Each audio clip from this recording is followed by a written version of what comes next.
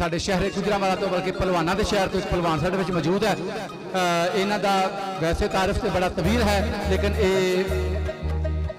International kabaddi commentator भी ने और बड़े खूबसूरत हवाले ने हमारा जनाब असगर पहलवान रहमानी साहब जनाब के बदनस्ला बेगैरत बंदा कदे भी यार बनाइए ना, बदनस्ला बेगैरत बंदा कदे भी यार बनाइए ना, जिथे गया दी कदर ना होवे ते कुछ सदे भी ते जाइए ना।